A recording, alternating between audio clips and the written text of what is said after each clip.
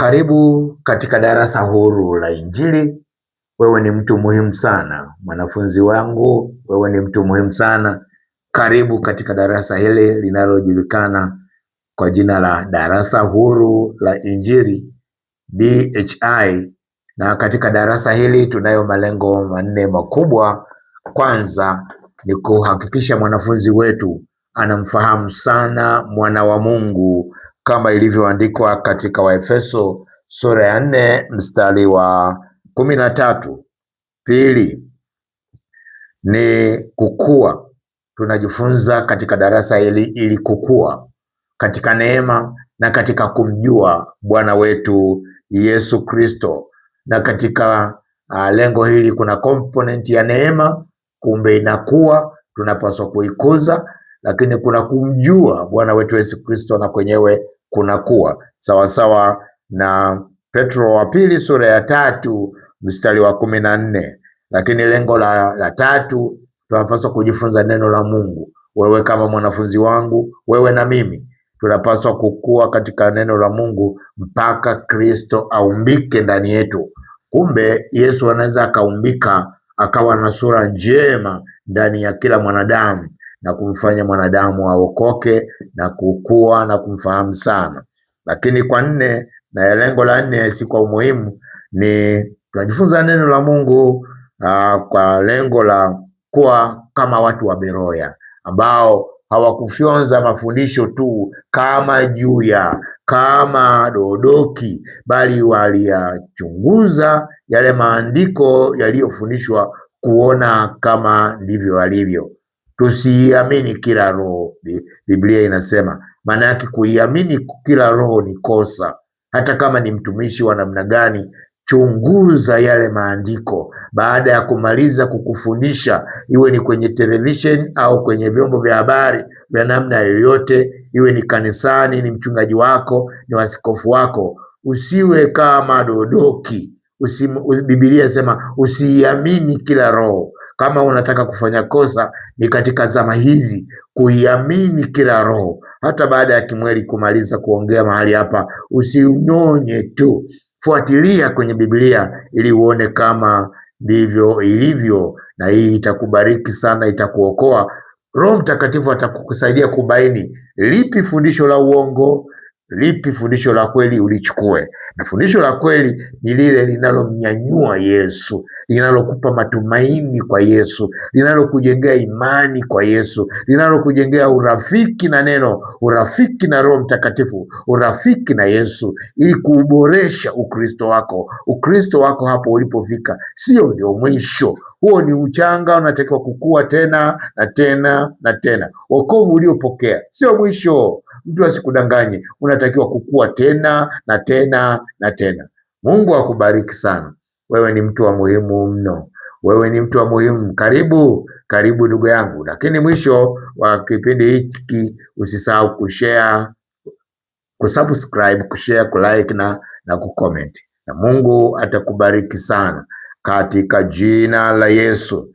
Leo tunaendelea na somo letu ambalo tulilianza leo ikiwa siku ya 3, lakini kabla kama tulivyoanza somo lililopita, nataka kutoa salamu kwa wanayoitimiza Torati, ambao hawampendi Yesu, wanapenda mambo mengine. Na dalili kwamba hawampendi Yesu ni pale ambapo wanafundisha mafundisho yasiyomtukuza Kristo, wanafundisha mafundisho mengine kabisa. Unaweza kukuta mtu tangu mwanzo wa mahubiri yake hadi mwisho hajamtaja Yesu, anakuja kumtaja kwenye maombi tu. Ni kitu cha hatari sana. Yesu ndio kila kitu, ndio ujumbe wetu mkuu.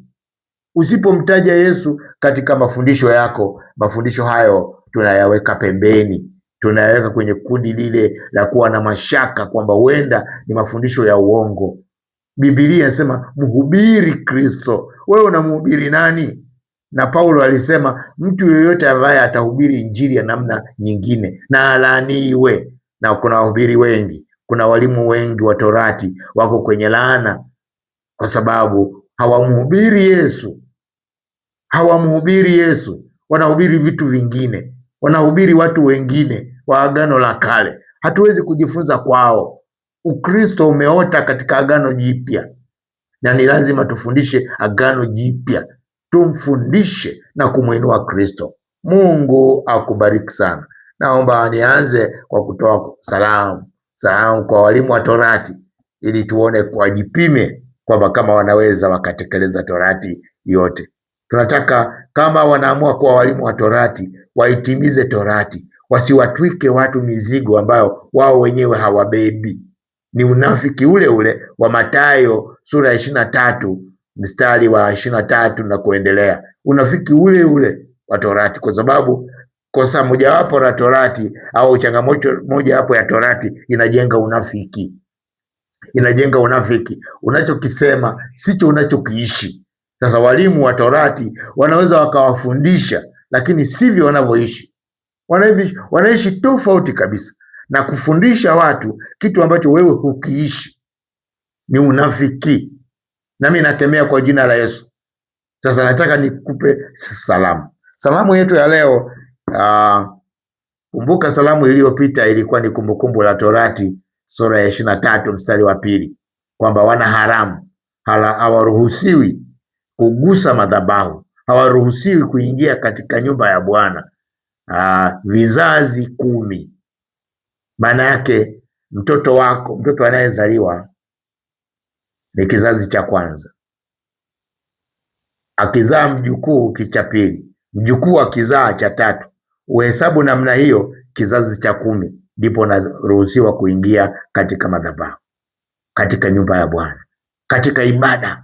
Kwenda ibada Jumapili ndio naruhusiwa, la sivyo huruhusiwi kukanyaga. Hilo tuliliona kipindi kilichopita. Leo nataka tuone jambo lingine ili wajipime hawa wanaoitaka Torati. Na haya ndio yanaonyesha umuhimu na ubora wa agano tulilonalo. Agano la neema ni agano bora sana. Ukilikosa umekosa kila kitu. Tugeuke basi, tukija kuona hatuwezi, tunakaa tu kwenye unafiki. Tusinafikie watu kwa sababu Mungu ni halisi.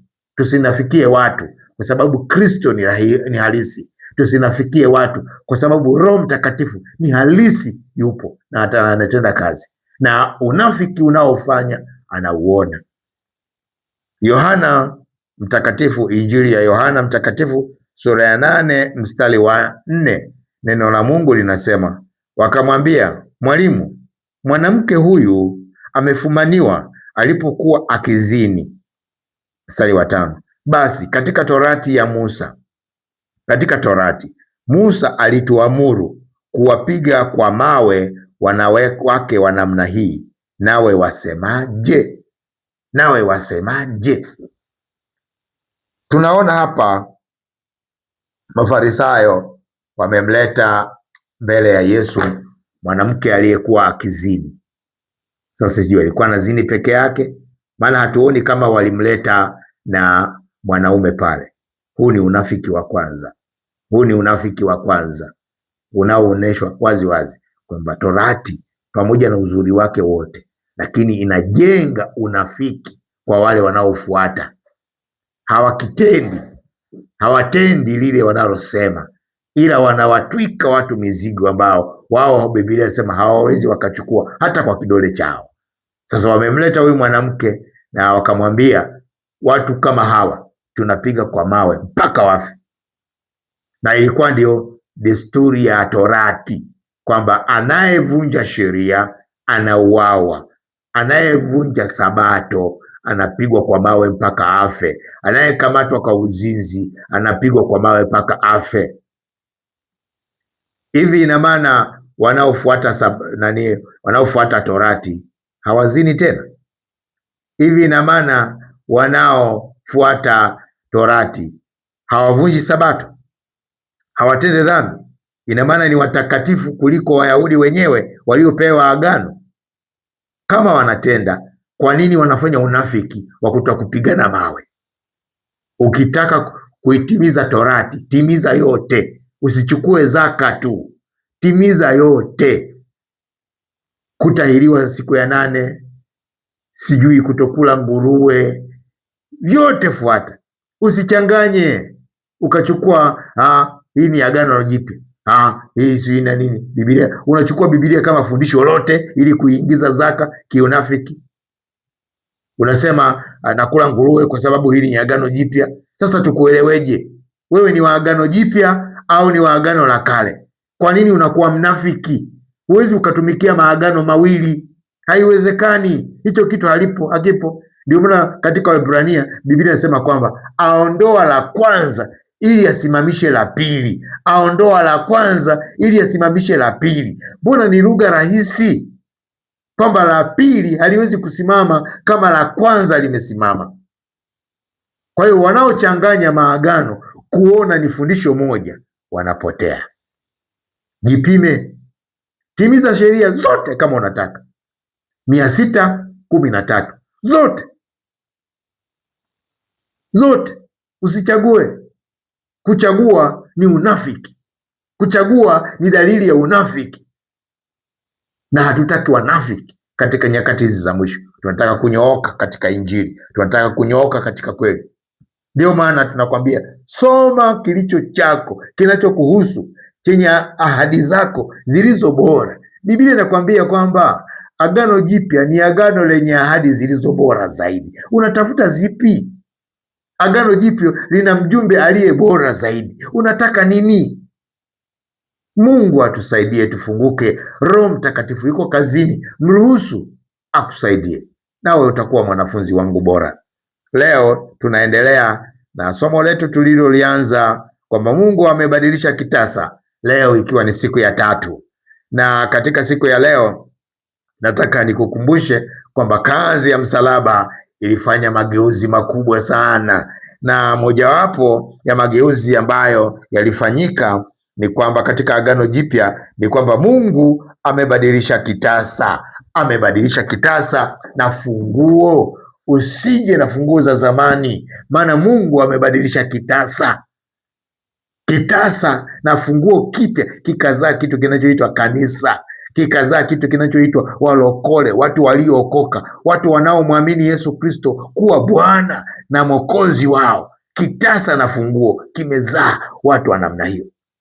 Na kwa kubadilisha kitasa na funguo, Mungu pia amebadili point of intersection. Tulijifunza somo lililopita. Kama unataka kuelewa point of intersection ni nini, hebu rudia tena kwenye kipindi kile, utaona point of intersection. Mungu amebadilisha kitasa na funguo, amebadilisha point of intersection, pale mahali pa kukutana, nafasi ya kukutana na Mungu amebadilisha. Tuliona katika agano la kale point of intersection ilikuwa ni Mungu katika lile agano, maana agano ni mapatano. Kwa hiyo Mungu kupitia Musa, Mungu kwenye mapatano ya Mungu na Israeli kupitia Musa, kulikuwa na makubaliano kwamba Mungu alete sheria, halafu wana wa Israeli watii sheria. Mungu alete, Israeli watii. Tukaona kwamba wao wana point of intersection yao. Agano jipya lilivyokuja, Mungu akasema no. Yeye sasa katika agano jipya, katika neema, amemleta Yesu aliyebeba neema na ahadi zilizo bora zaidi, na mwanadamu anapokea hizo katika agano jipya kwa imani, anapokea kwa imani. Kwa hiyo point of intersection katika agano jipya ni tofauti na point of intersection katika agano jipya. Huku ikuwa sheria Torati inapokelewa kwa utii, lakini huku tunaona ni neema. Mungu analeta neema kupitia Yesu Kristo, na mwanadamu anapokea hiyo neema kwa imani. Na kipindi kilichopita tuliona umuhimu wa neema kwa mapana sana. Leo nataka tujifunze habari za ufahamu moyo wako kama center of intersection au point of intersection, ambayo Mungu anaitazama kuliko kitu kingine. Katika agano hili Mungu anatazama sana, concentration yake kwa mwanadamu ni imani iliyo kwenye moyo. Na mimi sitaki kugusa sana imani kwa sababu ni kipindi kilichopita. Sasa imani iko ndani ya kitu gani? ndani ya imani. Imani iko kwenye moyo. Kwa hiyo nataka tuone leo moyo, tuuchambue moyo kama point of intersection mpya ambayo Mungu ameileta. Tunakutana na Mungu wetu moyoni. Kumbuka tuliposoma katika Yeremia 31 sura ya 31 mstari wa 31 na kuendelea, hasa ule wa 32, anasema Mungu anasema anatangaza kuleta agano jipya, na anasema agano lile jipya halitakuwa sawa na agano lile lililopita ambalo liliandikwa kwenye vibao vya mawe. Anasema agano hili jipya, hapana, nitaliandika katika mioyo. Moyo ndiyo point of intersection ambayo Mungu anaitazama.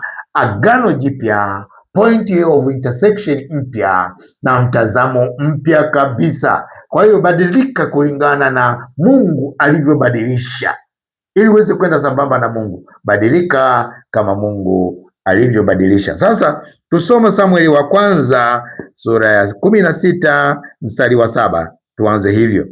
Biblia inasema, lakini Samueli wa kwanza sura ya 16 mstari wa 7, lakini Bwana akamwambia Samueli, usimtazame uso wake wala urefu wa kimo chake, kwa maana mimi nimemkataa. Bwana haangalii kama binadamu waangaliavyo, maana mwanadamu huitazama sura ya nje, bali Bwana hutazama moyo. Mungu yuko concentrated zaidi kwenye moyo.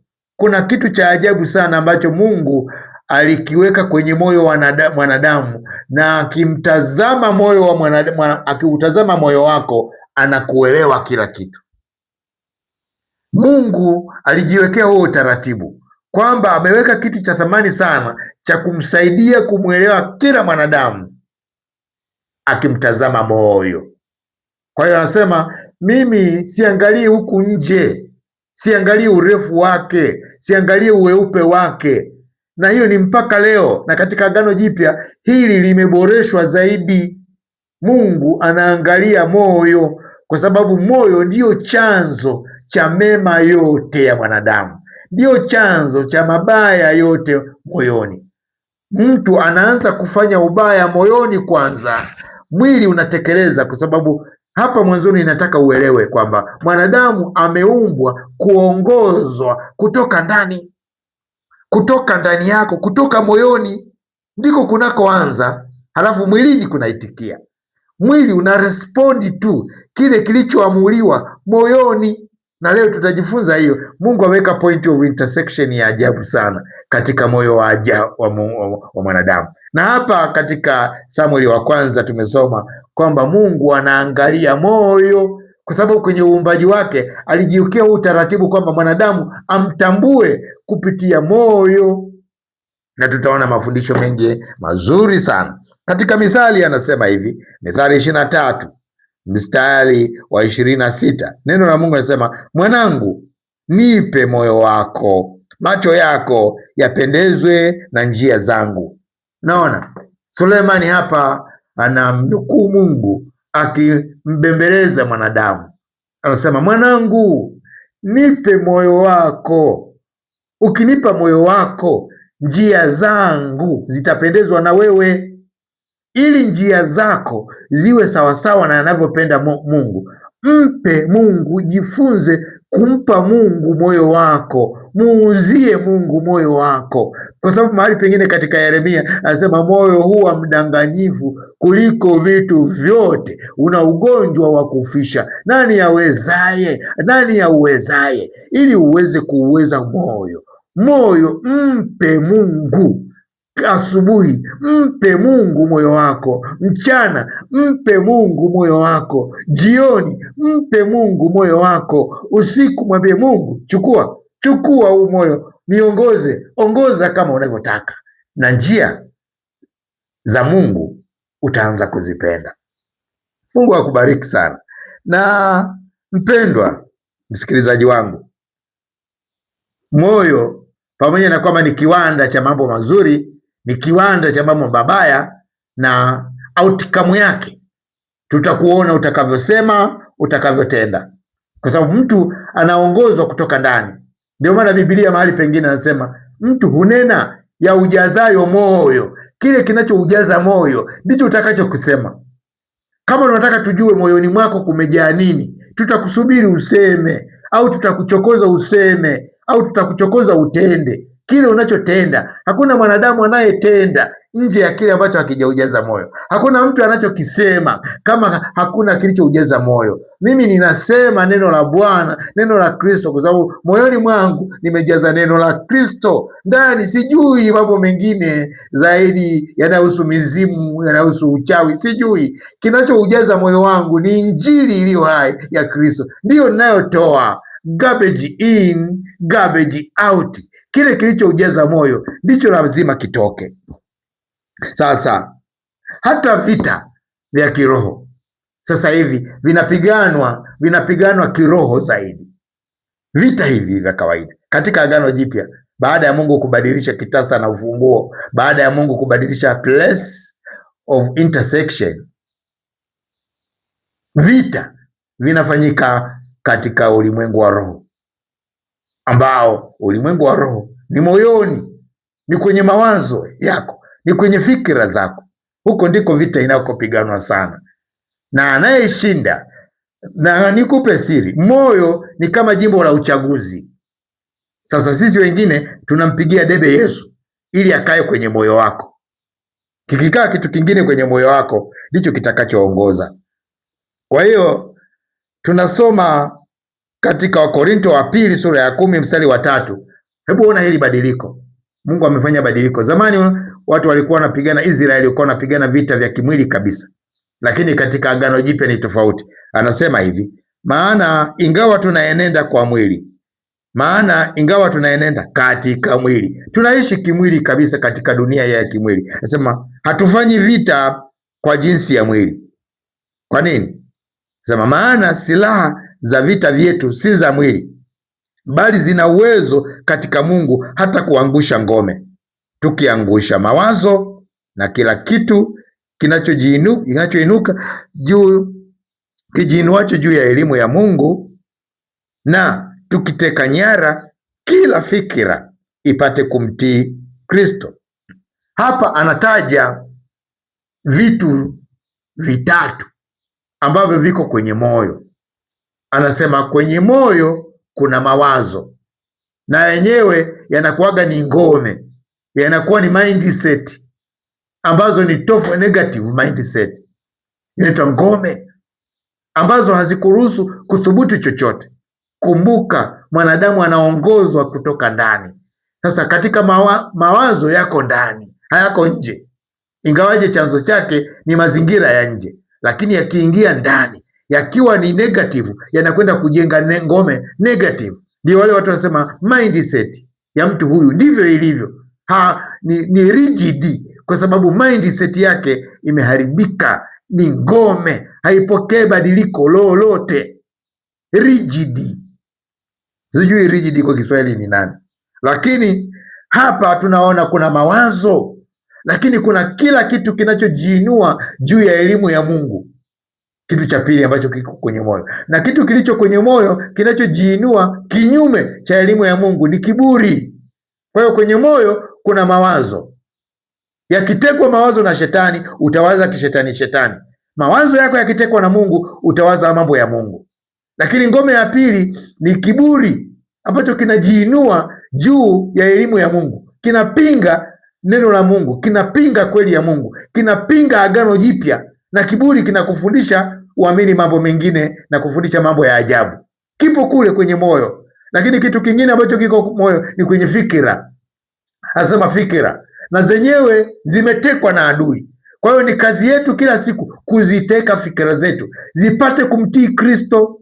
Watu wengi hawamtii Kristo, na ndio maana wanahubiri mafyongo, kwa sababu fikira zao zimetekwa.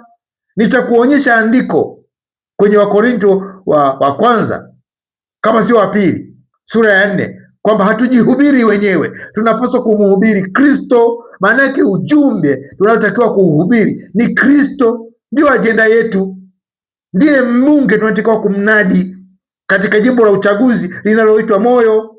Na Mungu alisema, mwanangu, nipe moyo wako, njia zako zipendezwe nami. Nilitaka uone kwamba katika ufahamu wako,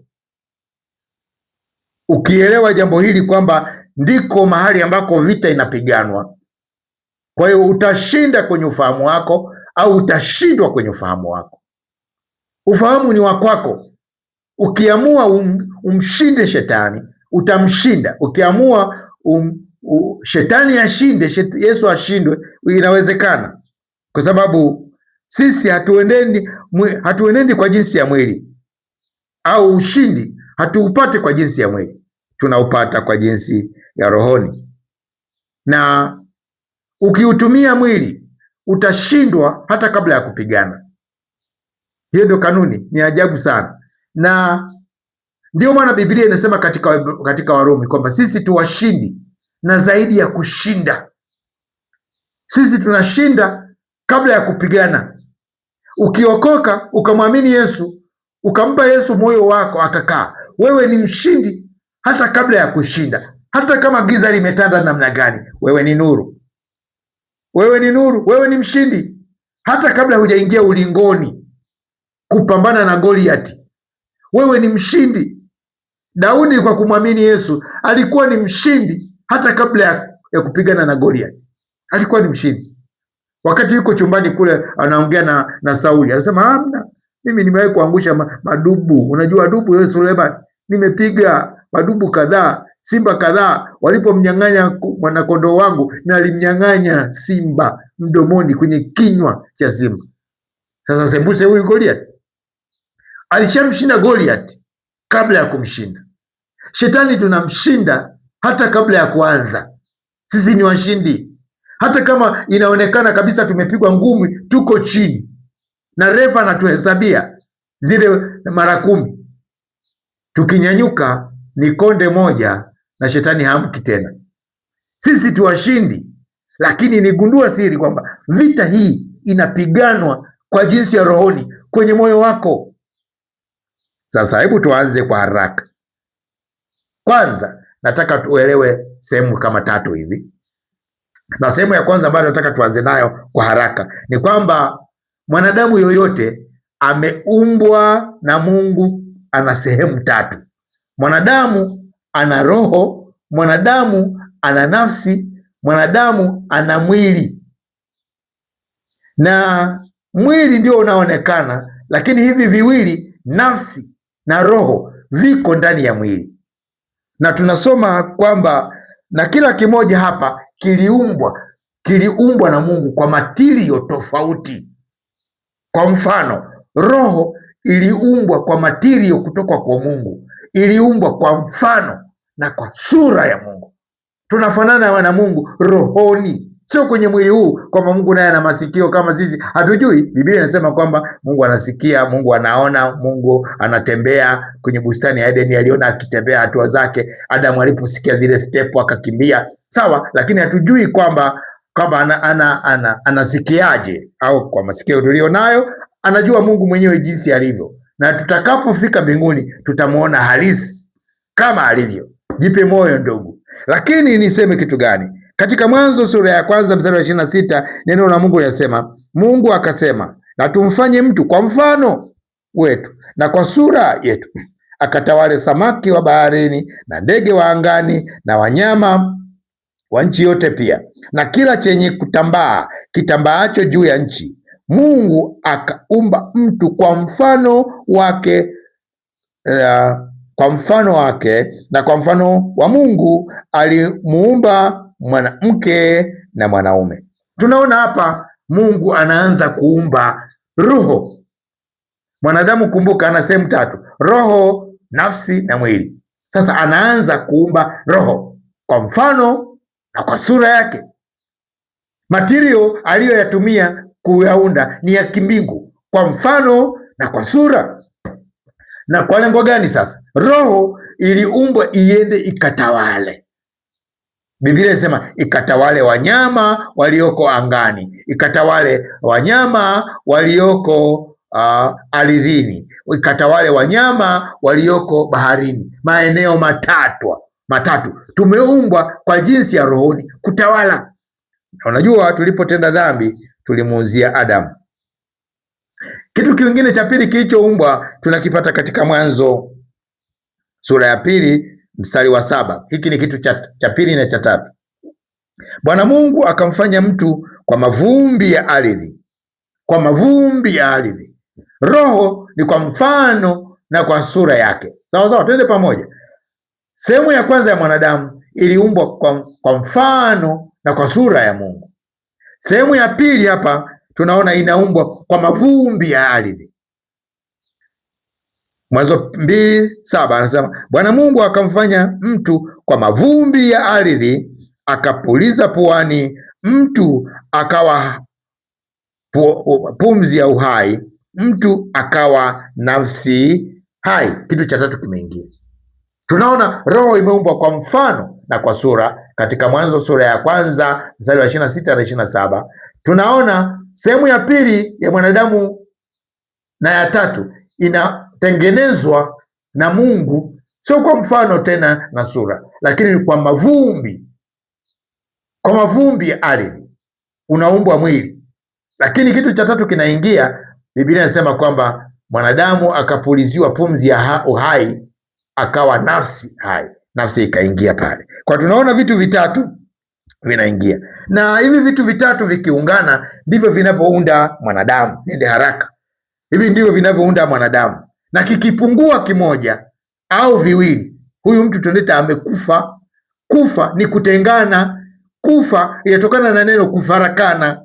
Kufarakana maana yake nini? Ni kutengana. Ni kutengana kwa nini? Kutengana kwa roho, nafsi na mwili. Maana yake mwili unaachwa na roho na nafsi zinaondoka, kama tunaposoma katika Mhubiri sura ya 12 mstari wa 7. Anasema mtu anapokufa nayo mavumbi kuirudia nchi kama yalivyokuwa. Kumbuka Biblia katika sehemu ya pili alipoumbwa asema mtu akaumbwa kwa mavumbi ya ardhi. Kwa hiyo mtu anapokufa mwili unarudi kwao ulikotoka. Na kumbuka hili niliseme mapema, Mungu amemuumba mwanadamu kwa ajabu sana, kwa vitu vitatu kutoka maeneo mbalimbali. Mungu amemuumba mwanadamu kwa roho. Fuatilia, roho chakula chake ni cha nyumbani kwao, neno la Mungu. Mtu anapohubiriwa, kinachosikiliza sio mwili wala sio nafsi, ni roho. Inakula vitu vya nyumbani, akishirikiana na ndugu yake nafsi wanakula vitu vya kwao, lakini mwili nao unakula vitu vya kwao. Mwili uliumbwa kwa mavumbi ya ardhi na unakula vitu kutoka ardhini. Mtu anakula ugali, wali, analisha mwili. Mavazi ni mwili, malazi mwili, zile basic needs zinazotakiwa. Wewe unatunza mwili. Kwa hiyo ukipiga suti usije ukafikiri kwamba ndio umejipenda zaidi, kwa sababu wewe sio mwili. Nitakueleza muda sio mrefu. Kwa hiyo Biblia inatueleza kwamba nafsi na yenyewe inakula elimu, roho inakula neno la Mungu, ndio mahitaji yake. Mwili unakula chakula, ugali na nini, samaki na kila kitu, hayo ndio mahitaji yake. Nafsi inakula elimu. Elimu, unaposoma, unapoenda shuleni, unaelimisha nafsi. Unapoenda kanisani, neno la Mungu linajenga imani kwenye roho. Lakini ile elimu, watu wangu wanaangamizwa kwa kukosa maarifa. Maarifa yanakaa kwenye nafsi, ndiko kwenye store, kwenye ufahamu wa rohoni. Mungu atusaidie sana. Mungu atusaidie sana. Nafsi, ukisoma katika Wagalatia 5:17 anasema kwa sababu mwili hutamani kushindana na roho. Hivi vitu huwa vinashindana, mwili na roho vinashindana. Na ndani ya nafsi kuna vitu vitatu. Nilitaja vile vya kwanza, lakini ukiingia kwa undani zaidi, ndani ya nafsi kuna utashi au maamuzi, willpower. Lakini kitu kingine ambacho kiko kwenye nafsi, kuna akili. Kuna akili, wanaita mind. Kitu cha tatu kilichopo kwenye nafsi, kuna emotion au hisia, kupenda, kutokupenda, viko kwenye nafsi, na akili iliyoko kwenye nafsi hapa inaitwa mind. Kumbuka mwanadamu ana akili mbili, ana akili ya mwili iliyoko kwenye ubongo ambayo inaitwa intelligent, inapimika kwa kipimo kinachoitwa IQ, lakini mwanadamu ana akili ya pili ya ndani iliyoko kwenye nafsi inaitwa mind, haipimiki, tunazaliwa nayo, ndio ambayo inaweza ikamuongoza mwanadamu hata kama hajasoma, kwa sababu ukienda kusoma unapeleka akili mind, akili intelligent ndio inaenda shuleni kwenye cerebrum, medulla oblongata. Hizo ndizo akili za mwili ambazo ndizo zinazoelewa na kuweka kumbukumbu ya mazingira ya mwili, lakini kuna akili inayozaliwa nayo inaitwa mind, ambayo hii pia ndio yenye maamuzi yote ya mwanadamu. Sasa mtu ni nani katika hivyo vipengele vitatu? Bado tunasema mtu ni roho, nafsi na mwili. Katika hivyo vitatu mtu mwenyewe ni nani? Mtu katika hivyo vipengele vitatu ni roho. Kwa hiyo tunaweza kusema mwanadamu ni roho yenye nafsi iliyo hai inayokaa katika mwili. Kwa hiyo mwanadamu sio mwili, mwanadamu ni roho yenye nafsi iliyo hai inayokaa katika mwili. Kwa hiyo mwili ni koti tu, likitiwa uhai mwanadamu anakuwa hai. Nafsi na roho vikiondoka, koti linabaki, tunaenda kuzika, na roho yake ndiyo inayokwenda kwa Mungu, ndiyo itakayojibu maswali. Kama mwili uliongoza kutenda dhambi. Sasa sehemu hizi tatu zinatajwa kwenye Biblia yote. Kwa mfano, katika Wathesalonike wa kwanza sura ya 5 mstari wa 23, Wathesalonike wa kwanza 5:23, Mungu wa amani mwenyewe awatakase kabisa ninyi nafsi zenu moja, na roho zenu mbili, na miili yenu tatu, muhifadhiwe muwe kamili bila lawama wakati wa kuja kwake Bwana wetu Yesu Kristo. Paulo anasema takasweni na sehemu zote tatu zinazomhusu mwanadamu. Hakikisha unatakaswa roho yako, hakikisha unatakaswa nafsi yako, hakikisha unatakaswa mwili wako. Usitakase mwili tu, kwa sababu wewe sio mwili. Kwa mujibu wa tafsiri niliyotoa hapo juu, mwanadamu ni nani? Mwanadamu ni roho mwenye nafsi iliyo hai anayekaa katika mwili. Andiko la pili ni Wakorinto wa pili sura ya 7 mstari wa 1. Neno la Mungu linasema, basi wapenzi wangu, kwa kuwa tuna ahadi hizi, na tujitakase nafsi zetu moja, na uchafu wote wa mwili mbili, na roho tatu, huku tukitimiza utakatifu katika kumcha Mungu. Kwa hiyo tunaona sehemu tatu za mwanadamu zinatajwa andiko hilo la pili. Katika Waebrania ni andiko la tatu ambalo linataja sehemu tatu za mwanadamu. Waebrania sura ya 4 mstari wa 12.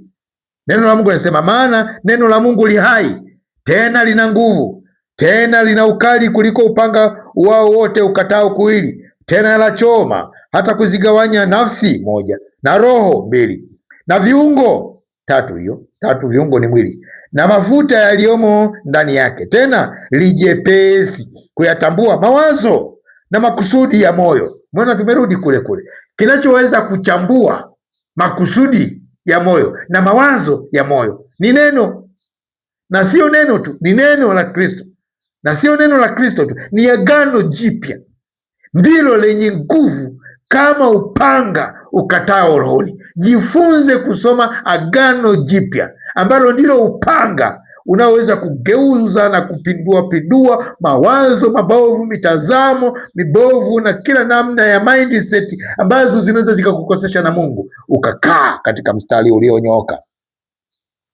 Kwa hiyo tunaona mwanadamu ni wa sehemu tatu. Katika sehemu hizo tatu mwenyewe kabisa ni roho, anakaa kwenye koti, anavaa koti linaloitwa mwili. Ndio maana mtu akivuliwa mwili, akivuliwa roho na nafsi, anaitwa kafa, katengana, roho na mwili vimetengana, mwili unabaki hapo. Ndio maana watu wanasema mwili wa marehemu. Marehemu mwenyewe yuko wapi? Mnaweka kimilikishi kwamba huu ni mwili wa fulani, mwili wa fulani. Maana yake fulani mwenyewe hayupo, ila mwili wake ndio upo. Tunakwenda kuzika mwili wa. Hatuziki roho, hatuziki nafsi. Wewe umeshaondoka. Huu mwili hata kama watu wakigawana nyama, mafungu ya nyama wale, hakuna. Ninaona Waafrika tuna desturi moja sio nzuri sana ya kuthamini maiti kuliko mgonjwa. Mgonjwa hachangiwi, lakini mtu akifa atachangiwa hata na maadui zake, na watakula pilau siku hizo, na watafanya sherehe kubwa ya mtu kufa, watachinja ng'ombe, watafanya vitu vikubwa sana, watafanya fahari ambayo kumbe mgonjwa alikufa kwa kukosa kikombe cha maziwa. Watu wakakausha, wanasubiri afe ndio wanachanga, wasikia mimi nitatoa ndege ipeleke mwili, mimi nitatoa ng'ombe, mimi nitatoa gunia la mchele. Mlikuwa wapi mpaka mgonjwa anakufa kwa kukosa 500 ya kununua kikombe cha maziwa anywe? Mlikuwa wapi? Acheni unafiki wa Afrika, tubadilike, tuthamini, tukimbilie kumponya mtu uhai wake, kuokoa uhai wake kuliko kuokoa mwili usioze mbele yetu. Cheni hiyo. Mungu atusaidie. Twende jambo la pili. Mwanadamu ni two in one. Muda umekwenda sana. Mwanadamu ni two in one. Vile vipengele viwili vya ndani vinaungana na mwili unabaki. Kwa hiyo mwanadamu ni two in one, kwa maana kwamba mwanadamu ana utu wa nje lakini ana utu wa ndani, na utu wa ndani ndio wewe mwenyewe, na huo ndio wenye maamuzi, na huu utu wa nje ambao ni mwili unatekeleza tu. Ndio maana nilikwambia somo moja kwamba mwanadamu unaweza ukamtukana mtu kabla ya kumtukana huku nje. Unaweza ukamtukana mtu ndani, kwa sababu mambo yote yanaanzia ndani, kabla ya kumtukana kwa sauti huku nje. Mtu unaanza kumpiga mtu ngumi ndani kabla ya kutupiga mtu huku nje. Kumbuka mwanadamu ana utu wa ndani na utu wa nje. Huu utu wa nje ni nini? Outerman. Utu wa nje ni nani? Utu wa nje humaanisha sehemu inayoonekana ya mwili wa mwanadamu, na sehemu hii ina viungo, sehemu hii ina matendo ya nje, ina matendo ya nje yanayoongozwa na matendo ya ndani. Sehemu hii ina maumbile yanayoonekana, na sehemu hii ni ya muda, inakufa, lakini sehemu ya ndani haifi, ni ya milele. Ndio maana sehemu ya ndani ambayo ndio wewe mwenyewe, ukimkorofisha Mungu unaenda jehanamu milele, lakini ukimpokea Yesu Kristo kuwa Bwana na Mwokozi, akaenda kukaa kwenye hiyo sehemu, hata kama watu watakudhalau, wewe hufi.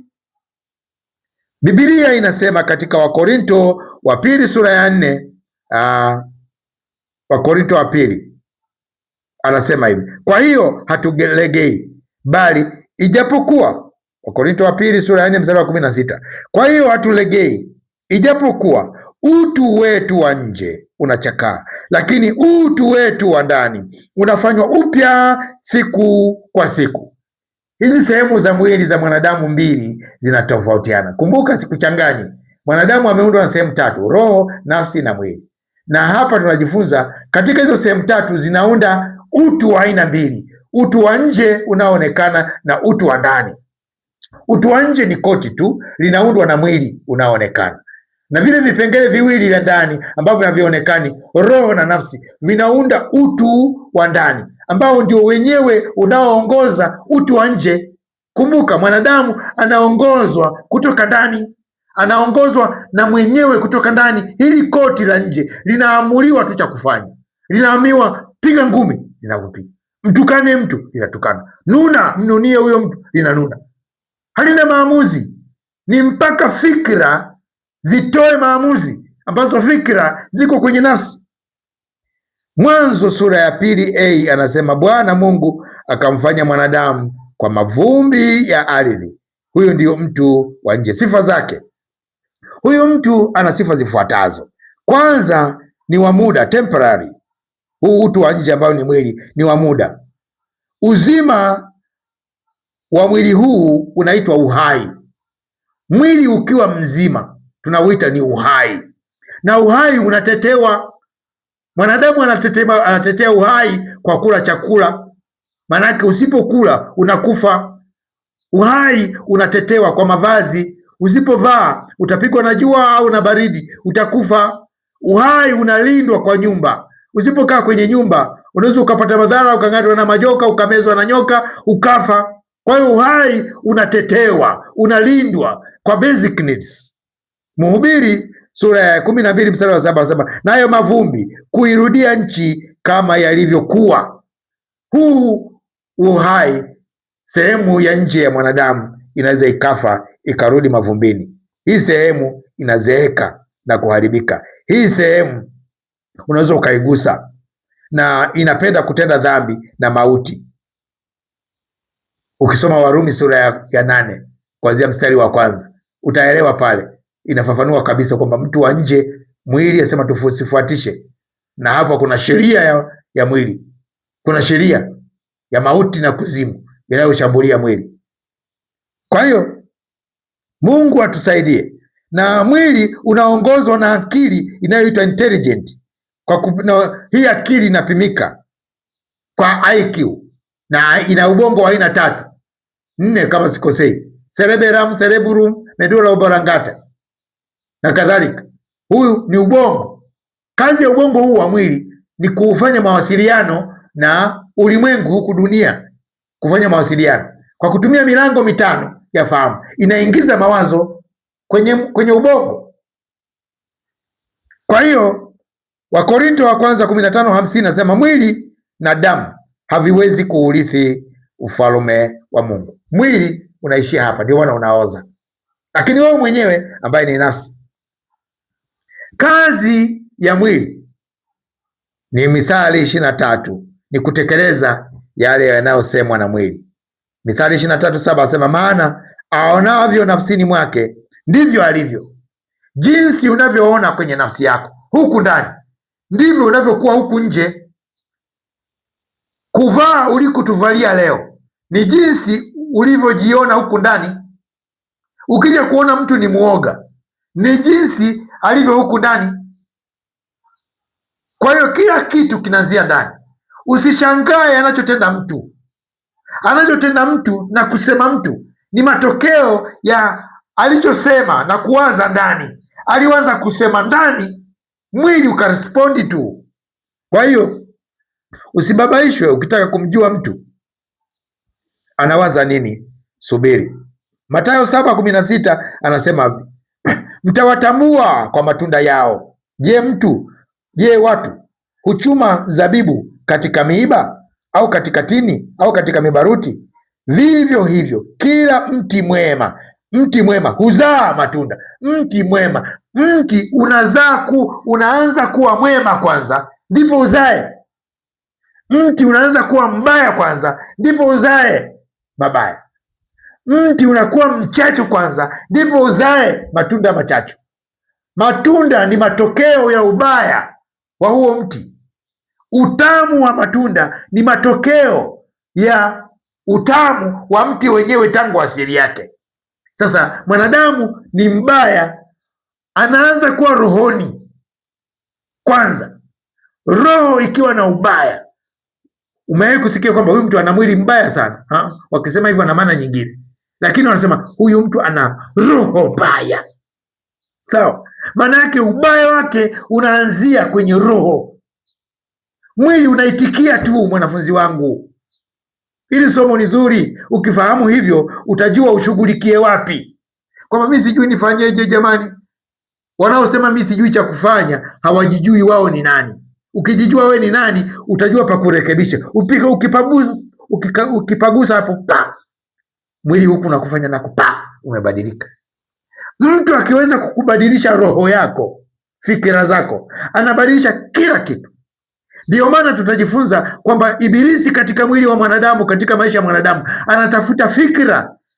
Shetani akikushika fikra hivi atakupeleka na kukutaka. Shetani hakamati mwili unakamatwa. Unaona unatenda cha kishetani kwa sababu fikira ndizo zinazokamatwa kwanza. Ndio maana unapelekwa shule ili serikali ikufundishe inachokitaka, utende inachokitaka. Ndio maana unaenda kanisani kwako ili ufundishwe kinachotakiwa na hilo kanisa, ili utende kinachotakiwa na hilo kanisa.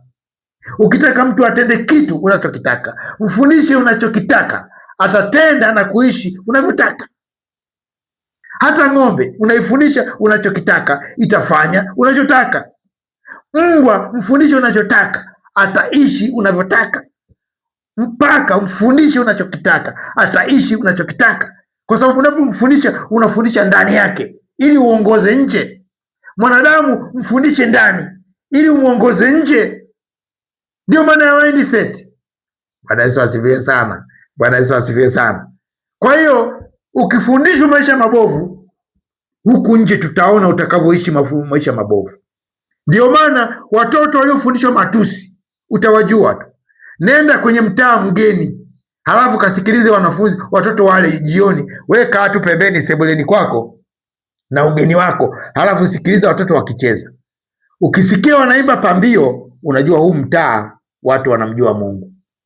Ukisikiliza wanatokanana na wamejaa matusi, unajua huu mtaa sio wa mchezo, huo ni wa kuhama. Hama mapema. Utajuaje mtaa ni mbovu? Sikiliza watoto wana nini, wamejazwa nini. Garbage in, garbage out. Mtu anatenda alichokula, alicholishwa, alichofundishwa, ndicho anachoishi.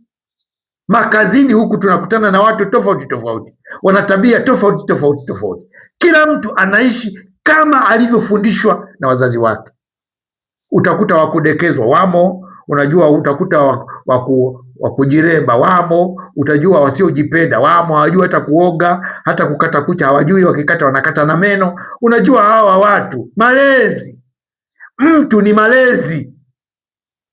Mungu atusaidie sana. Muda umekwenda kweli kweli, muda umekwenda kweli kweli, na mambo bado kabisa. Sifa ya utu wa ndani. Utu wa ndani ndio unaoongoza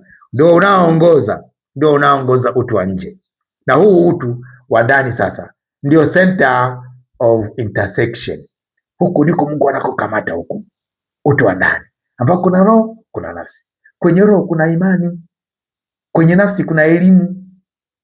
Kwa hiyo hata hiyo elimu utakayopewa inakaa huku, na utu huu wa nje unachakaa, lakini utu wa ndani Biblia inasema kwamba unafanywa upya siku kwa siku.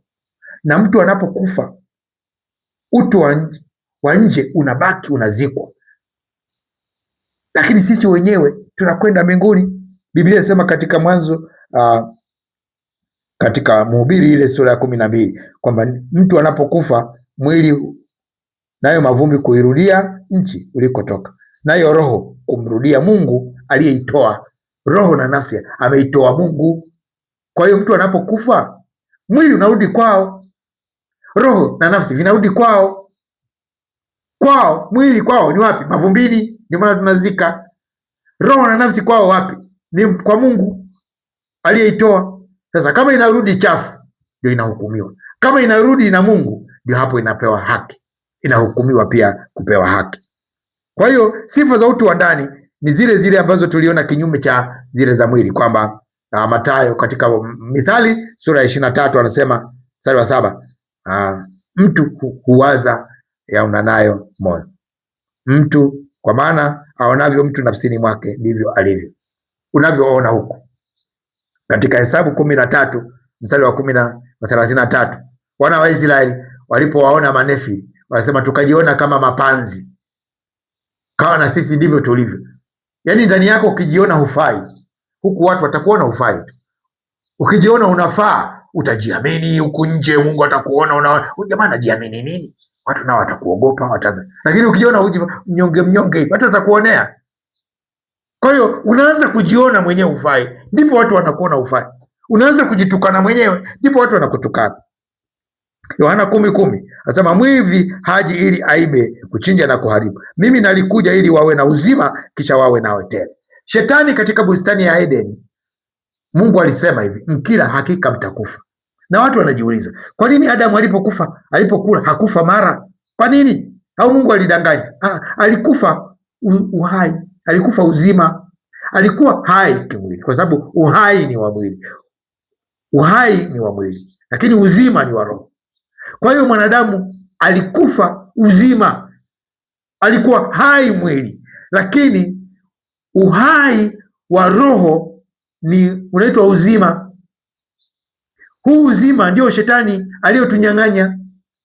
Mwanadamu alipokufa alikufa uzima, Ndiyo maana tunaona katika Yohana 10:10 Yesu anaturudishia uzima, harudishi uhai. Anasema mimi nalikuja ili wawe na uzima kisha wawe nao tele. Hakusema nalikuja ili wawe na uhai kisha wawe nao tele. Uhai tulikuwa nao, tulichonyang'anywa na shetani ni uzima, na Yesu anasema mimi nimekuja ili kuwarudishia uzima.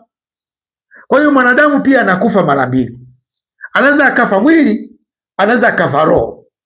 Unaweza ukafa mwili, kama umeokoka unakuwa hai rohoni, unakuwa na uzima rohoni. Na Yesu alisema katika maandiko yake katika Yohana 11:25 anasema, Yesu akamwambia, mimi ndimi ufufuo na uzima, yeye aniaminie mimi ajapo kufa atakuwa anaishi. Hii sentensi imekuwa ikitatanisha watu wengi sana. Sasa nani anakuwa hai na nani tena anakuwa na uzima? Mbona kama Yesu anajipinga? Anasema mimi ndimi ufufuo na uzima, mtu aniaminie mimi ajapo kufa atakuwa na uzima. Maana yake nini? Kwamba mtu anaweza akafa mwili, lakini kama kaokoka roho haifi.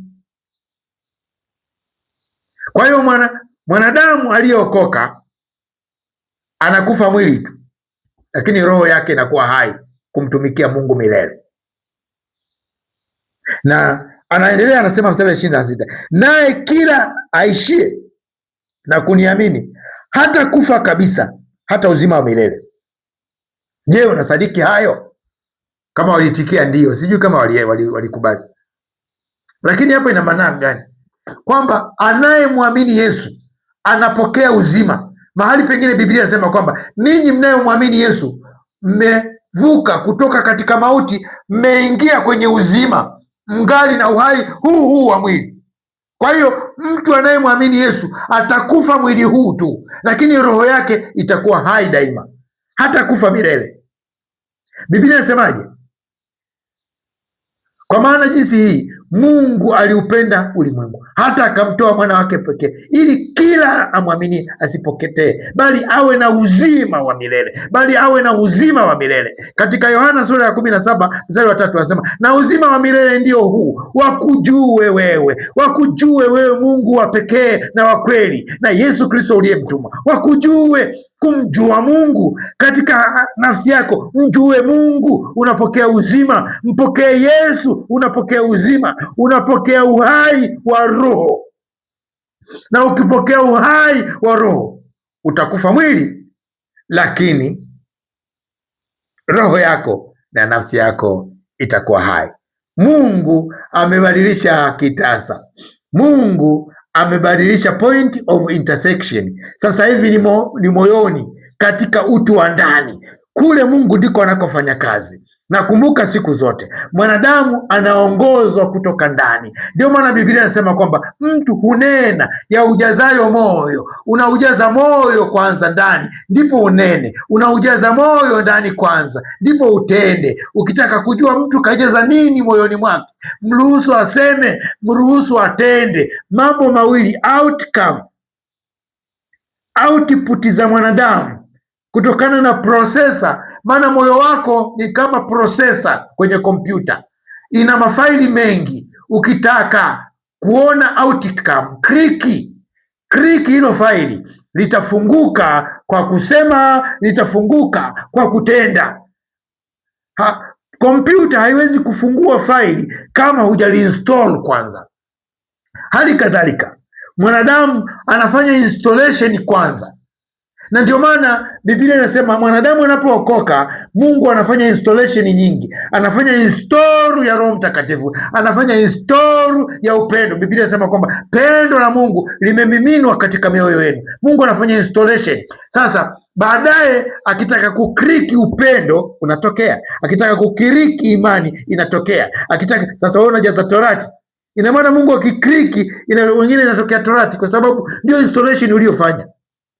Kwa hiyo hakikisha installation kubwa unataka kufanya kwenye nafsi yako ni neno. Biblia inasema katika Zaburi ya 119 mstari wa 11, anasema moyoni mwangu nimeliweka neno lako nisikutende dhambi. Matendo ya dhambi hataonekana kama utafanya installation ya kutosha kwenye kwenye nafsi yako, kwenye moyo wako, jaza neno la Mungu, soma neno la Mungu, soma Agano Jipya, tafakari Agano Jipya, mtafakari Kristo, jaza moyo wako neno la Mungu, jaza watoto wako neno la Mungu, jaza watoto wako mafundisho sahihi, jaza, watatenda sawasawa na Mungu anavyotaka. Mimi ni sauti ya mtu aliaye nyikani, itengenezeni njia ya Bwana. Naitwa mtumishi au mjoli wa Bwana, Mwalimu Kimweri, na namba yangu kwa mawasiliano ni 0756 760 855, 0756 na Mungu akubariki sana. Kesho nayo ni siku. Amin.